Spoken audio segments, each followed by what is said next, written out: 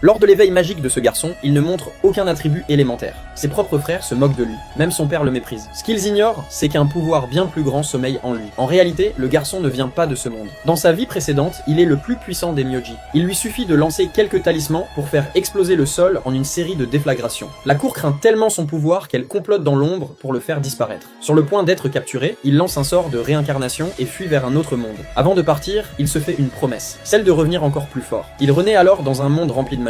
Mais son nouveau corps ne contient aucun mana. Pour tester ses capacités, il ramasse des feuilles mortes et les transforme en talismans improvisés. Il tente d'activer l'énergie maudite. Le résultat ne le déçoit pas. D'un simple geste de la main, les feuilles s'élèvent lentement dans les airs. Le sort fonctionne. À cet instant, son deuxième frère arrive et lui demande ce qu'il fait. Ne recevant aucune réponse, il s'apprête à le frapper. Soudain, le corbeau qu'il a invoqué plus tôt revient. Voyant la scène, le frère aîné intervient pour protéger le plus jeune. En réalité, tout se déroule exactement comme prévu. Les Shikigami du garçon sont déjà en place. Il va pouvoir les observer et c'est à partir de ce moment-là que son histoire commence.